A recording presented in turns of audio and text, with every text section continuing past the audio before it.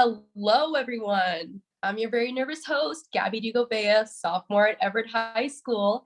And as we close Women's History Month, we are honored to present our superintendent, Priya Tahiliani, an inspiring, intelligent, inspirational woman. I said that twice, but most gracious of all women, Priya Tahiliani, to the floor. May I ask you a couple of questions, Ms. Tahiliani? Absolutely, and thank you so much for having me. I'm so excited to be here. Thank you for taking the time to be here. We appreciate it. Okay, so moving on to question one. Where did you grow up and what brought you to education? So I was born in Memphis, Tennessee, and that's where I grew up as well. And I was an English learner. So I was one of the 50% of English learners who actually are American born. So I was born here, but we was raised in a family where we spoke Hindi and Sindhi.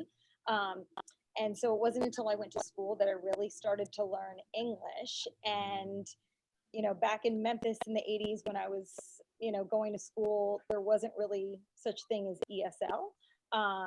And so I just had a lot of teachers who did the amazing work that teachers do, which is just figuring out how to support every individual student. And that's what they did for me. And I had amazing teachers all throughout school who really helped me, and I really struggled. And that's what made me decide I wanted to be a teacher. So I came up to Boston to go to BU at the School of Education, and I've been in education ever since. Nice. Moving on to question two. When did you know this work as a superintendent and a strong leader was cut out for you?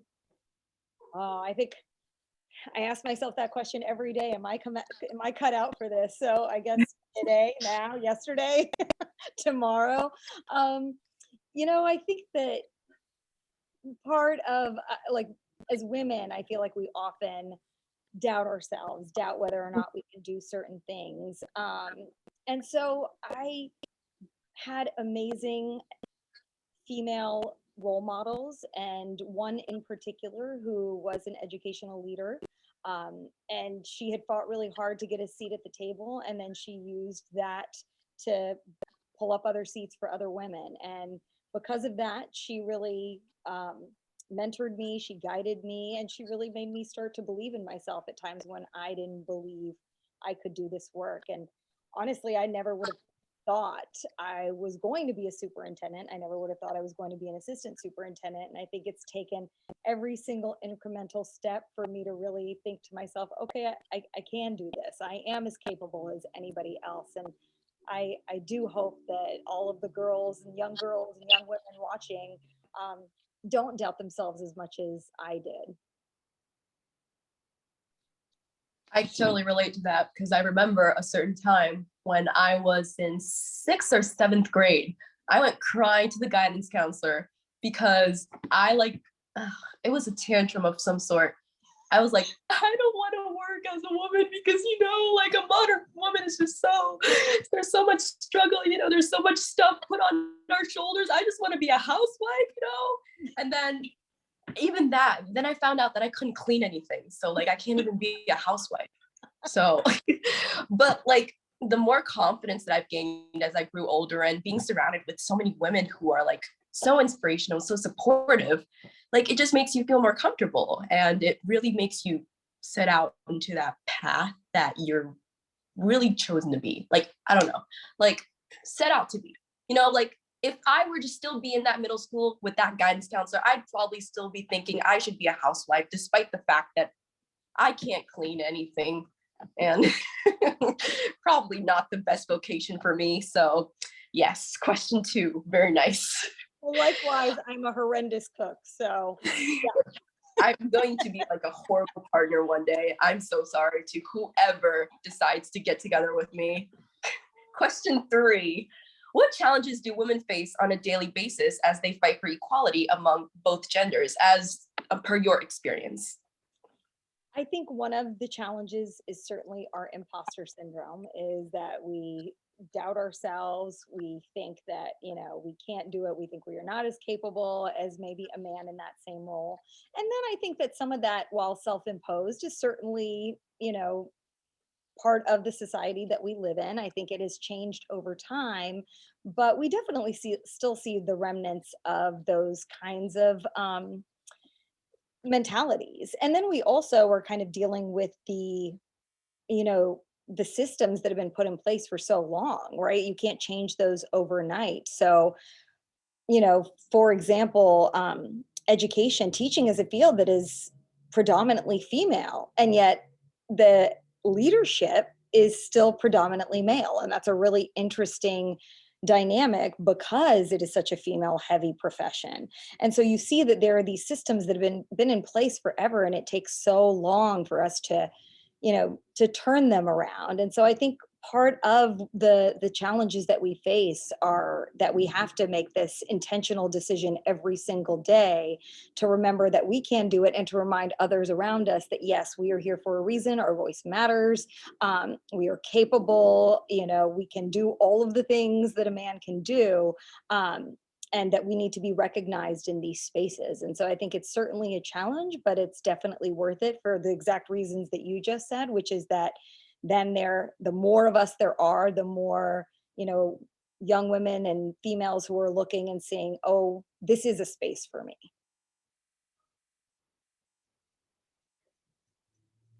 Very nice input. Moving on to question 4. Can you share part of your plan for the EPS going forward? Students have benefited a lot from what you have already brought here, and so could you just set out an outline for like what's coming for us? Oh my gosh, absolutely. These are like my favorite things to talk about, is all the amazing things we're going to do in the Everett Public Schools for the amazing Everett Public School students. We have so many plans. I think that I am just really excited about bringing new opportunities and new programs and new initiatives and projects to our students. I think that's the most exciting part. Not that, again, I believe very strongly in core content and academics, but I believe also that Yeah. we have to be providing the opportunities that demonstrate why those core contents are important, because you do use them in all of these other areas, whether you are going into theater, or whether you're going into STEM, or whether you're going into, being an electrician, or like there's so many different areas. But to be able to bring relevant, authentic learning opportunities to our students, internships, partnerships, and we have such a rich community around us. With MIT right here, these amazing educational institutions, so many businesses, that I feel like we have only just begun to start to leverage the incredible opportunities that are in our surroundings, that need to be brought into the Everett Public Schools so that our students can really see all the variety of options that are out there for them. I think that one of the things that, when I was in high school, you only knew of the professions that you could name, right? That you only knew like teacher, doctor, engineer, like they had very discrete names, but that's not the way the world works anymore. In fact, we've seen that people can invent their own jobs, invent their own market, and so how are we, and honestly, in many of those situations, our students know better than even we do where those markets lie and where those new opportunities are. So how are we making the school day really relevant to them, and all of the new experiences and new identities that they're even bringing into our school buildings? And so I'm very excited about all of those new opportunities, whether they're enrichment, whether they're part of our career technical education, whether they're part of after school or internships. I'm excited about bringing as much as we possibly can. I'm also excited about the equity work that we're doing in the district. I think that our students, they have you guys have led the way on this. And I think we're kind of catching up, and we are going to do the best to catch up to what you all expect of us, because you should have high expectations for your educators to be able to support equitable practices, to be able to espouse anti-racism, and to be able to advocate for all of you. It shouldn't always be that our students have to advocate for themselves. We are the adults. We're supposed to be the educators. We should be supporting all of you. So I'm excited about the equity work that we are doing, and being able to include the students in that work, and being partners with the students in that work. And then I'm also just excited that we are emerging from, I hate to like say it because I don't want to jinx anything, but we're emerging from masks. We're emerging from, this surreal environment that we've been living in the last 2 years. And we've made so many strides, even amongst all of these challenges, that I'm incredibly excited to see what we're able to do once, we can remove the mask, we can remove all of the those mandates and really start to dig into the work. I think it's great to hear that EPS is trying to renovate the school system in a way that every school system has ever worked since the dawn of time. Because like what's interesting to me is that the current world keeps developing, but like the school, the classroom has never really changed. So how is it that we send students like outside to the world expecting them to be prepared or something? So yeah, I'm really like looking forward to all these renovations that you have been talking about. So thank you for that. Question 5 would be to give some, it's not really a question, give some advice to your 16-year-old self. My 16-year-old self, man. Well, my 16-year-old self was more hard-headed than my 42-year-old self. So I probably wouldn't be telling her much of anything, or if I did, she probably wouldn't listen. But if I were to speak to her, I would remind her that her voice matters. I would encourage her to get out of her comfort zone and try new things and take more risks, and to not worry what others think about her when she's doing that. But I think most of all, I would tell her to believe in herself more. I think 16-year-old me focused far too much on her failures and not enough on her successes. And I think because of that, it took her a long time to sort of view herself as being bright and capable. When actually every failure made her or me smarter and stronger. So I would really tell her to give herself more credit, because I think that that's what she deserved. And I think that that's what I would say to all of the young women and young girls out there, is to use your voice, to take risks, to be okay with failing magnificently, but to not be okay with giving up. And most of all, to believe in yourself. Very nice. And now for the rapid round challenge, don't know. Favorite food. My favorite food, mango, Mango. Ooh, interesting. Favorite color. orange, Orange. Oh, interesting too. Where did you go to college?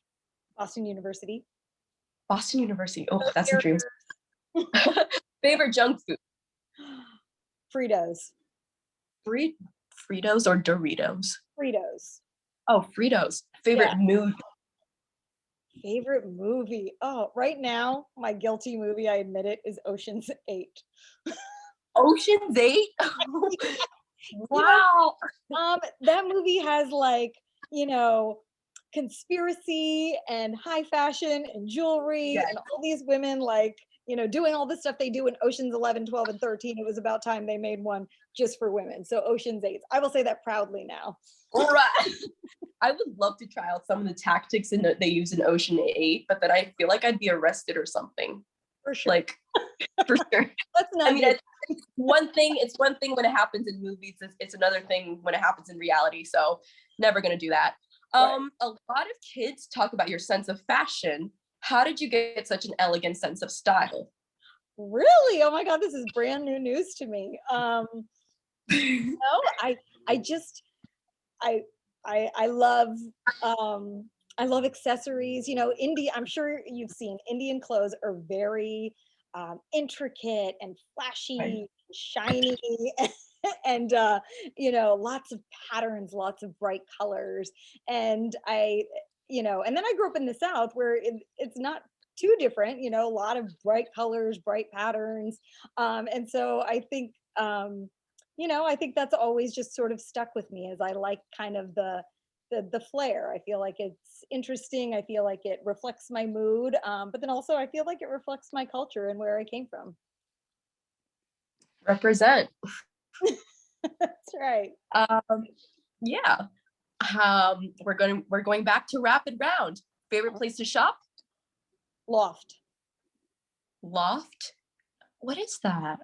That just showed my age is what that did. It's a store, kind of like Ann Taylor, but it's like the more casual version. Oh, okay. Okay. Favorite subject in school? ELA. ELA. Should have known that. Favorite teacher ever? Miss Biggers. Miss Biggers. Your And name, then teacher. Miss Biggers. Is that, wait, sorry. Repeat again? She was my 10th grade ELA teacher, and she's the one who made me Oh, okay. a 10th grade, but that was her name, Miss Biggers. And Miss Biggers. yeah, she was my best teacher ever. Oh. And as a closing question, finally, tell us about a woman that inspired you. I would, oh my gosh, there's so many. I'm actually feel really lucky right now that I have so many women that inspire me every day. I think that the woman who inspires me is one that I actually work with every day, our Deputy Superintendent, Kim Sai. I feel like she is somebody that I truly admire. She's smart, she's strong, she's mission oriented. She always follows through. She's very confident in who she is as a person. And I think she sets a great example for our students. And also I love how she's actually a lawyer by trade. And I was an educator, and it's so great to actually see her and how she works with students. And I've been really, she is somebody that I feel like I look to every day for that sort of, that assuredness that I'm doing the right thing, that I'm saying the right thing, and that, we're doing the right work for the right students at the right time. I hear you guys have such a close bond. I love that. Like, I heard from Kim, I heard from everyone else, I heard from the interns. I'm totally lied. There's a bonus question. Your My what? Your speech last. There's a bonus question. Oh, bonus. Love bonuses. Yes. We love bonuses. So your speech last week at school committee was so inspirational. Where does that come from? The spirit. Yes. It comes directly from you guys. When I first started in this role, I was very focused on COVID. I was very focused, I just closed the schools. And then everything happened with George Floyd and the riots. And I actually met with a group of alumni, and also there's some current students as well in a group called Our Voice, Our Choice that talked to me about, I had sent out a message, but it was very aspirational, and that's kind of my personality. I'm aspirational. We should work as a community. We should, we need to come together, that kind of thing, which I always believe in. I am like a positive person. But they did mention to me that like, I didn't ever denounce what had happened. And asked me why, and I had to kind of do some soul searching and think about why I hadn't.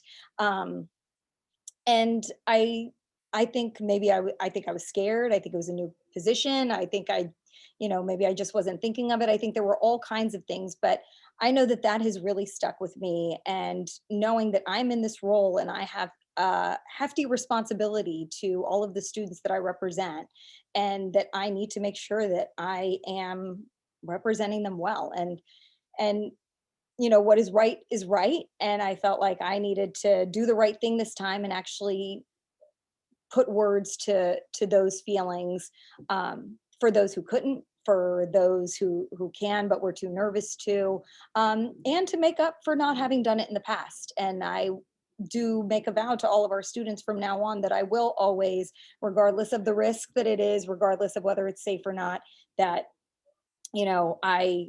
I'm here to represent students first and foremost, and that needs to be my North Star, and that's what I need to be making sure I'm doing every single day. And if I'm not, then that's shame on me. So you guys, y'all are the ones who inspired me to do that.